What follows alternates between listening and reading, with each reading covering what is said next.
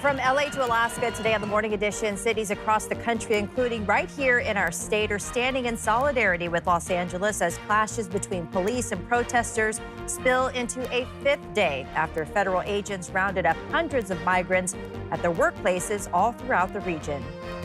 Plus, to card or not to card, the Anchorage Assembly is considering a repeal of an ordinance that forces bars and restaurants to ID anyone purchasing alcohol, regardless of age, appearance. How you can weigh in on the conversation. And later, a pet zebra that went on the lam, then went viral on social media, was captured and ended its wild run with a wild ride from a helicopter. We'll hear from his worried mom and dad as the Morning Edition starts now. Good morning, everyone. Thanks for joining us here on a Tuesday. That is certainly a wild story. It did look kind of majestic with the zebra running down the road, but I guess bizarre. The zebra can say that it finally flew. There you go. Well, you might have felt a little bit of a shaker, maybe half an hour ago or so? I didn't feel anything. Right around shortly before 4:30 this morning, there was it was a preliminary magnitude 4.2, but it has been reviewed by some of those earthquake geologists, and we're seeing that now it is down to a 4.1. That did occur at 4:28 this morning, 8 miles southeast of Squinta with a depth of 9.4 miles. So yes, you did feel that shaker this morning, but in terms of the weather forecast, we are going to see the return to some summertime weather here over the next couple of days. Yes, we're still waking up to some cloud coverage, and we do have some lingering rain showers across South Central, most of that out towards the Copper River Basin as well as through Prince William Sound. But 42 degrees is where we're sitting at to start off your Tuesday morning. There's those rain showers that we're seeing out towards Prince William Sound. You can see elsewhere we're beginning to see a stretch of some sunshine building back in across South Central. Now, with that being said, if you live out towards Eureka, areas of the Copper River Basin, you will still hold on to that chance for at least some showers today, as our upper level low still with us across South Central, although it is to our south, and it's going to continue its jog to the southeast through the remainder of today. So again, we're going to continue to keep that chance for some rain through Prince William Sound and into the Copper River Basin. The rest of South Central will stay on the drier side, and we're going to see those temperatures making a run near 60 today. If not today, we certainly will see it as we welcome in our Wednesday. So grab out that bike, get outside, and enjoy that sunshine we'll see today. We'll call it mostly sunny to partly cloudy skies with those temperatures warming again. Upper 50s to lower 60s look likely across South Central, and that 3-day forecast really favoring even warmer conditions in the days ahead. I'll have more on that and what to expect as the weekend approaches. Those details in that 7-day coming up. President Trump has ordered hundreds of Marines to Los Angeles as demonstrations this morning continue to flare up there and in other cities across the country. The rare move to send military personnel that comes as the war of words ramps up between the president and the governor of California. Chris Pallone has the latest details in this morning's top story. After another night of skirmishes between protesters and police, 700 active duty Marines are joining the effort to quell the violence that erupted over the weekend in downtown Los Angeles, sent there by President Trump. I think it would have been a very bad situation. It was heading in the wrong direction. It's now heading in the right direction. The Marines joined thousands of National Guard troops called up against the wishes of California Governor Gavin Newsom and Los Angeles Mayor Karen Bass. There was no reason for them to be here in the first place. If anything, it was a provocation. California now asking the courts to send the military home. Trump and Hegseth ignored law enforcement's expertise and guidance and trampled over our state's, California's, sovereignty. The city was burning. Governor Newsom did nothing. The mayor did nothing. So President Trump, God bless him, he sent the National Guard in to save property and save lives. Mayor Bass now urging the Trump administration to stop the immigration raids taking place throughout the area, which sparked the violent protests. These raids do not need to take place. You are talking about people's places of work. You're talking about schools. On Capitol Hill, disagreement over whether the military presence is helping or hurting. Clearly the state needs help, and the president's sending help. Hopefully it'll bring some peace. These people have zero credibility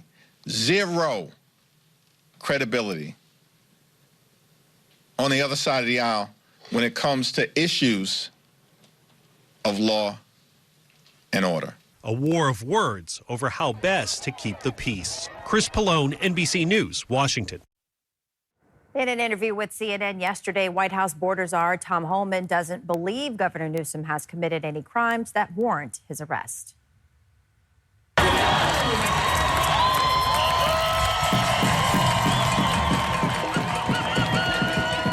And thousands across the country gathered in solidarity with Los Angeles amid the immigration raids. In San Francisco, demonstrators gathered at multiple locations across the city to protest federal immigration enforcement a day after police arrested 148 people and 6 minors during a riot at a downtown Immigration and Customs Enforcement field office.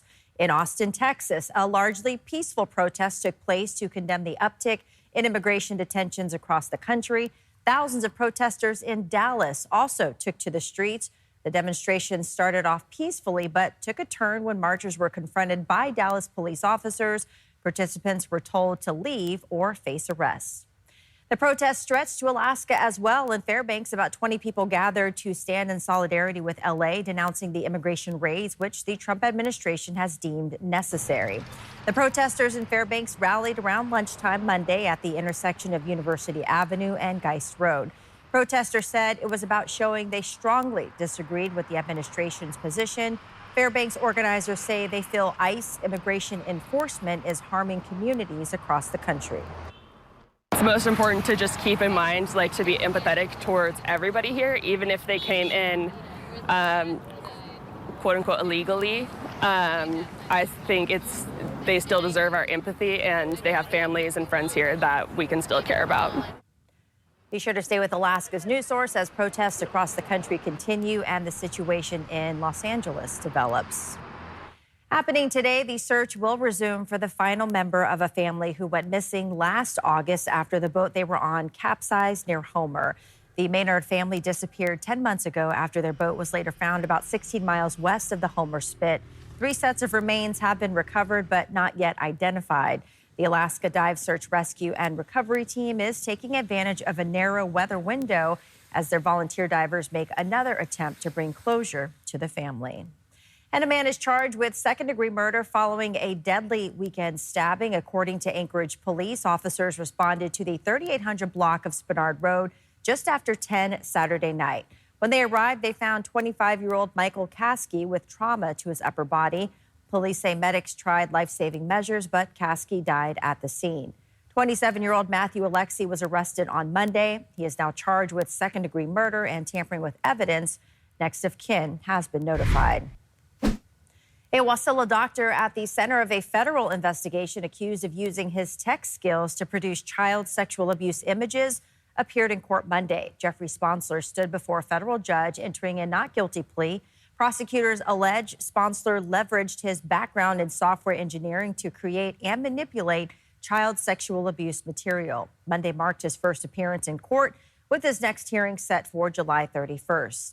Alaska's News Source reached out to the attorney representing Sponsler and the Alaska Brain Center for comment on Sponsler's involvement with the center, but have not received comment from either. So I think it's an awful lot of kind of government overreach, a lot of red tape to try to get at a problem that it doesn't actually solve. Actually, the people who are consuming alcohol are, in my opinion, more at risk than someone going and picking up alcohol from a liquor store. So I thought it was appropriate that we extend it at the time. Tonight, the Anchorage Assembly is set to hear from the public as it considers repealing mandatory ID checks for alcohol sales in bars and restaurants. The ordinance, which took effect in March, aims to reduce underage drinking and screen for people who are legally barred from purchasing alcohol by checking for a red stripe. Assembly member Yarrow Silvers, who is leading the repeal effort, says the policy is falling short of its goals and may not be achieving the impact that was intended. Because the people with the red stripe can still just use a different form of ID and, purchase a drink at a restaurant. So I think it's an awful lot of kind of government overreach, a lot of red tape to try to get at a problem that it doesn't actually solve. Former Assembly member Karen Bronga championed the original ordinance, and she says some bars and restaurants are claiming the rule is causing them to lose business and is tough to enforce. She says she doesn't buy it and plans to testify at tonight's meeting. I heard about the inconvenience, somebody took a taxi to the restaurant and they weren't able to get a glass of wine. Well, I'm sorry, that's not a life-altering problem. Being hit by a drunk driver is. And so, you know, I'm very much in support of taking those few seconds to look at an ID. The regular assembly meeting will take place as usual at 5 p.m. inside the Lusac Library with public testimony starting at 6. Coming up, keeping a painful yet powerful legacy alive by spreading awareness. It's about human rights, freedom of religion, from religion. It's a story of resilience and courage when faced with religious persecution. The local production that is taking this important show on the road next. Summer, is that you? We've got some warmer conditions building back in across the state with some of the warmest weather we've seen since August of last year. I'll have more on that. But first, that sunrise, 424 in Anchorage, 353 in Juneau. Your full forecast is next. Good morning, everyone. Back here on a Tuesday. Let's get a check of weather and Aaron, kind of the day and the start of summer that we have been anticipating. Yeah, we're going to see slowly warming temperatures today, and then the rest of this week is going to bring in some of the warmest conditions we've seen so far this season. Now, for the first couple of days of June, we've seen every day with those temperatures sitting below average, even with those afternoon highs that we did see through the weekend, where we did see some stretch of some sunshine for parts of South Central, as well as last Friday, which certainly was a nice day. We also saw below average temperatures. We're currently sitting with an average monthly temperature at 48.7 degrees. This is the coldest start to June since 1973. But again, we are going to begin to tap into some of that summertime warmth. 40 degrees in Fairbanks, 35 in Kotzebue. Along the slope, we're waking up with those temperatures above freezing this morning. We're actually going to see those temperatures through the rest of this week warming into the mid-40s for areas north of the Brooks Range. In fact, areas out towards Anachtovic Pass could see those temperatures warming into the 50s. 45 in Northway, 43 degrees in Juneau. So a pleasant start to the morning. There's our low pressure system that's still keeping some showers out towards Prince William Sound and parts of the Copper River Basin. And of course, we've got that active weather as you head out towards our western parts of the state. Really for coastal regions, extreme coastal regions, holding on to that chance for seeing some showers. So our ridge stays to our south. We've got that active weather out towards the open waters of the Bering. Notice that general motion in the atmosphere is moving off towards the northeast, so we could see areas out towards Nome as you head out towards the northwest Arctic Borough being clipped by some light rain showers throughout the day, and that's going to stay with us through at least your Wednesday into Thursday. But overall, we are going to see a good portion of the state seeing that tilt towards warmer weather. We'll warm into the upper 50s, lower 60s today across South Central. Can't rule out a stray shower, and of course, we could see the possibility for some thunderstorms later today out towards the foothills of the Talkeetna Mountains and, of course, parts of the Copper River Basin as well. Overall, though, you can see just how much influence that ridge will have across the state.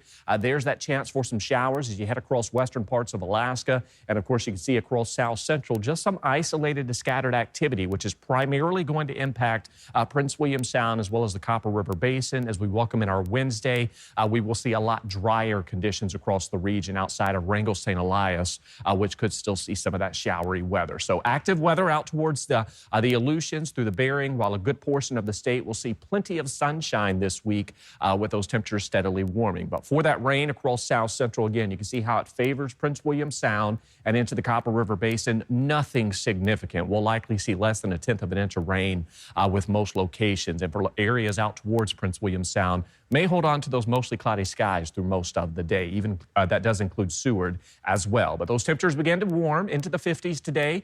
Not much in the way of winds to be expected outside of coastal areas. 53 in Whittier, 60 degrees in Golcana. If you want the sunshine, there it is in the valley. We'll call it partly sunny to mostly cloudy skies with temperatures warming into the lower 60s later today, while Anchorage sees a high at 58 degrees. If you think today's going to be warm, well, the rest of this week, we're in the 60s tomorrow, mid to upper 60s by Friday. Father's Day, we may see a chance for some evening showers from some thunderstorm development. Overall, though, a stretch of drier, sunnier, and warmer weather remains with us. Looks good. All right. Thanks, Aaron.